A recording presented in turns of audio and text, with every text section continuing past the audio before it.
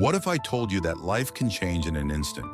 In one seemingly ordinary day that will forever change all your ideas about yourself and the world around you. This story is about exactly that. How did the Americans win World War II? The Great Patriotic War began on June 22, 1941. Every Russian knows about the feat accomplished by our multinational people and honors the memory of the heroes.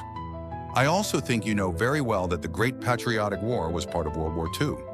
Little is said about it in Russia, and if you ask school children today, few will tell you about what happened in Africa or on the Pacific Islands. And of course, no one in Russia has any doubts about who made the decisive contribution to the victory. Of course, the Red Army. In 2019, I was in New Orleans and accidentally saw an advertisement saying that the best World War II museum in the world was located there. Of course, I was very interested in how Americans talk about World War II and the role of the Soviet Union. I'll say right away, the museum is really very cool. In terms of presentation, architecture, and completeness of the exhibition, it's obvious that the Americans spent a lot of money to tell how everything really was. 1. There is a very strange monument near the entrance, the sculptural composition Lest We Forget Mission. Its author, Frederick Arnold, dedicated it to the 88,000 Americans who died in the war. During the war, he was a pilot, and out of 14 people in their air group, only 2 survived. The monument is quite creepy. It depicts the author's colleagues. Some of them have already died, and for some, the fatal flight is yet to come. 2. Great idea. I imagine you have a combat sortie, you are nervous, the war is going on, and there are ghosts behind you. Here you can shit yourself even before the attack. But let's not judge the artist. In the end, that's how he sees it. 3. The entrance to the museum. There's a huge Douglas C-47 transport plane hanging overhead with a small Spitfire on the side. There's other equipment in the corners. A ticket costs about $30. Along with the ticket, you're given a magnetic card with the name of one of the war veterans. It's done really cool. You put it on and read information about a specific person, and then you follow his path through the museum. You can also use this card to collect exhibits you like. You just put it on the sensor, and information falls into your basket. At the end, you get a unique link to your profile on the museum's website, where everything that interested you will be collected, and you can study it in detail at home. At the beginning, all visitors arrive at a train station and board a train car where they are shown military chronicles. 4. The exhibition begins with a breakdown of forces. On a large, beautiful stand, they explain that at the beginning of the war, things were like this. Hitler had over 3 million soldiers, the Japanese had 850,000, and the Americans had 335,000. The Americans complained that their army was small, poorly equipped, and that they didn't really plan to fight. But once they entered the war, they had to defeat everyone, even though the forces were unequal. The museum is silent about the composition of the other armies. The Soviet Union is not mentioned anywhere at first. 5. Then there are the standard exhibits for such museums about how Hitler came to power, but without the violence. They don't focus on the crimes of the fascists. Apparently, a museum visitor should already know that Hitler was a bad guy.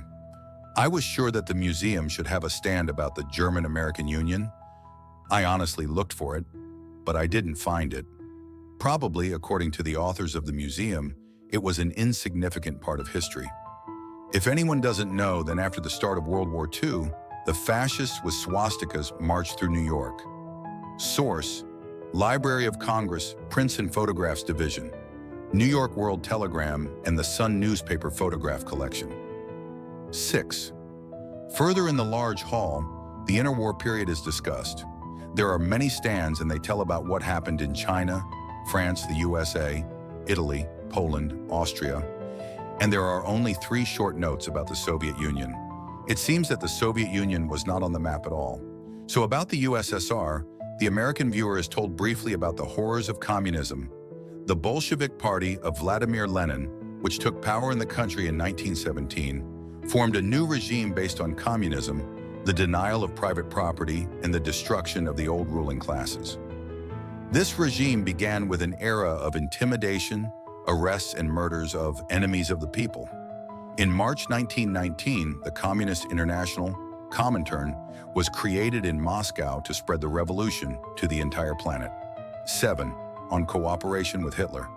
On August 23, 1939, Nazi Germany and the Soviet Union shocked the world by signing a non-aggression pact. In its secret protocol, the former ideological opponents divided Poland and the rest of Eastern Europe between themselves. War in Europe became inevitable. 8. And about the attack, that's it. There's not a word more about the USSR. On June 22, 1941, Hitler attacked the Soviet Union, violating the non-aggression pact, concluded by him with Joseph Stalin. Few believed that the Soviets could withstand 3 million soldiers and 20 powerful tank divisions. By September, the Germans had killed millions of Soviet soldiers and were approaching Moscow. 9. Then there are several rooms with a story about how the Americans entered the war. Touching polls on whether the Americans should participate, newspapers, and propaganda. Well, it all ends on December 7, 1941, when after the Japanese attack on Pearl Harbor, the Americans finally entered the war.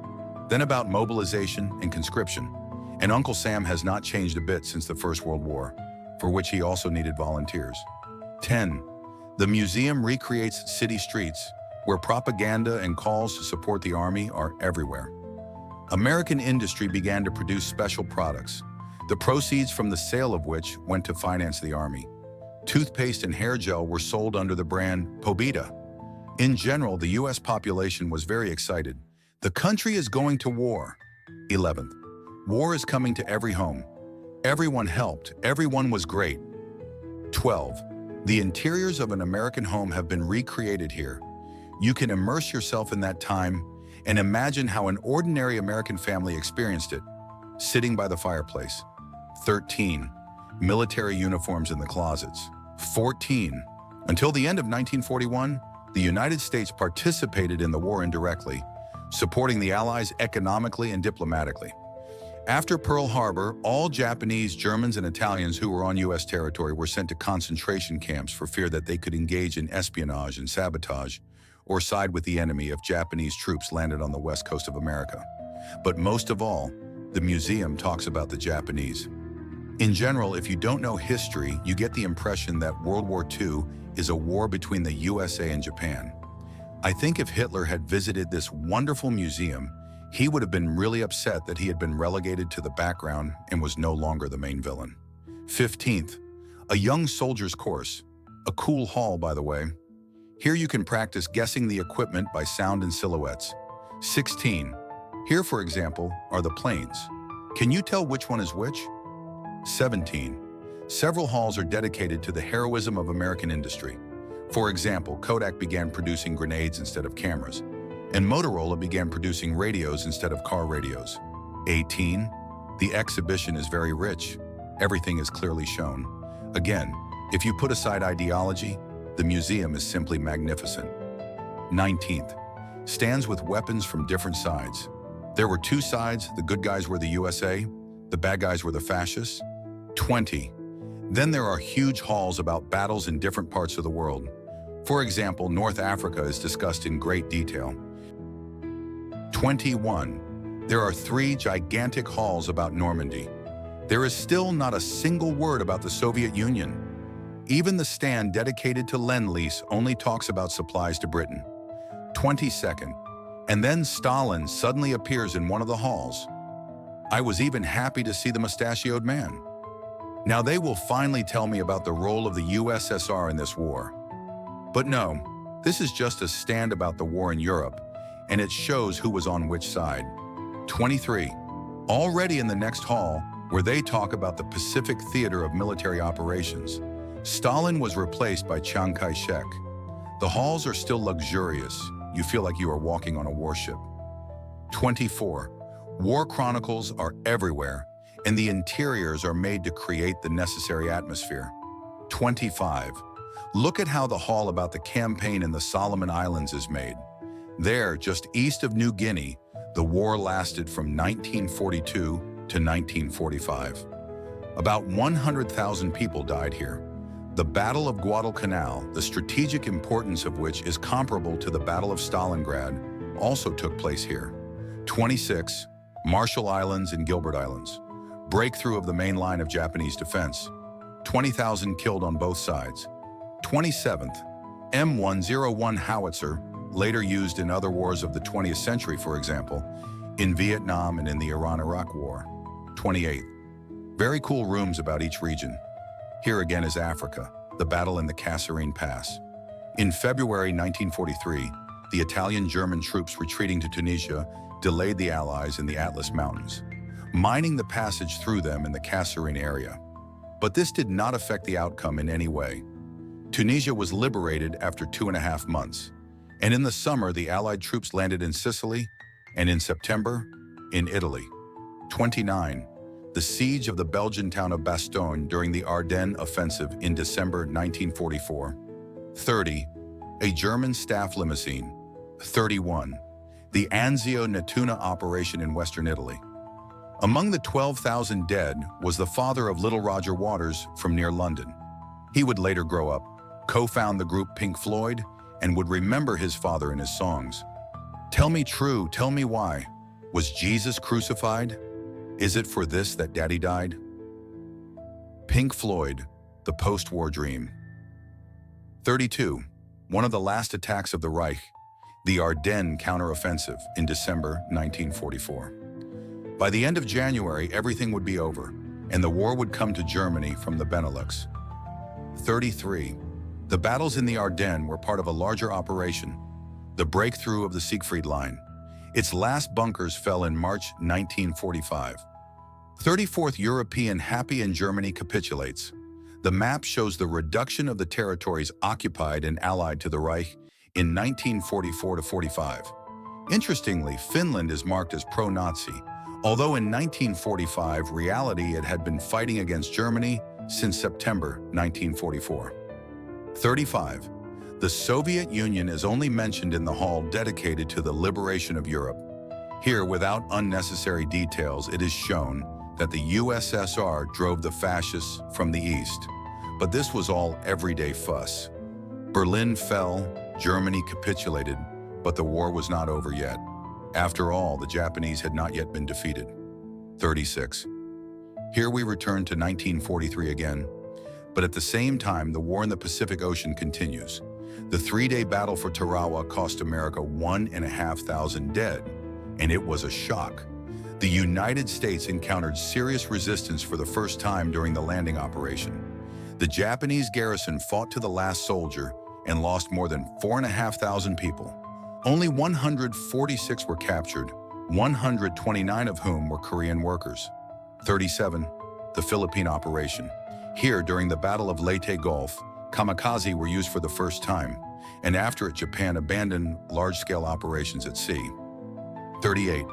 The atomic bombings of Hiroshima and Nagasaki and the raising of the flag on Iwo Jima on February 23, 1945, at the very beginning of the battle for the island. Of the 6 soldiers captured in the photograph, only 2 will survive the battle. The end of militaristic Japan, the end of World War II. When I walked around all the halls, it seemed to me that I simply missed something. I went around again. No, it seems I didn't miss anything. I spent another half hour running around the entire exhibition. No, not a word about the USSR. I turned to the caretaker.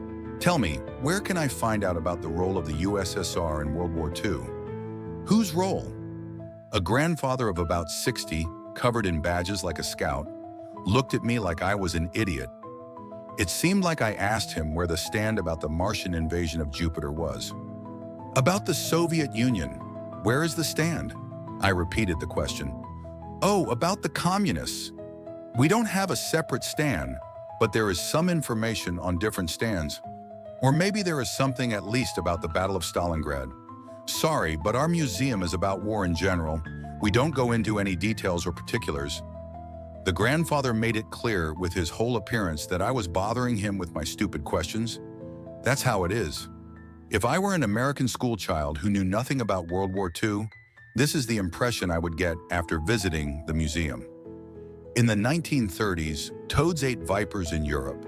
Cowardice, betrayal, treason. In the end, everyone got into a fight.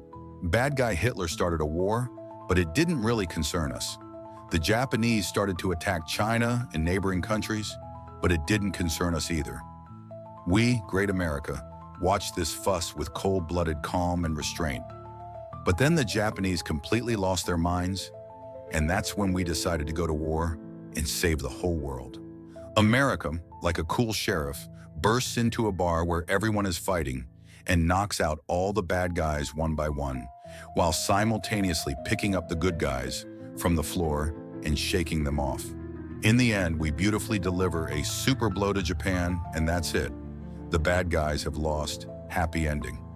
This story once again reminded us that even in the most difficult situations, it is important to maintain faith, hope, and humanity. Share this video with your friends to remind them of this. And don't forget to subscribe to the channel to discover new horizons with me. Thanks for watching.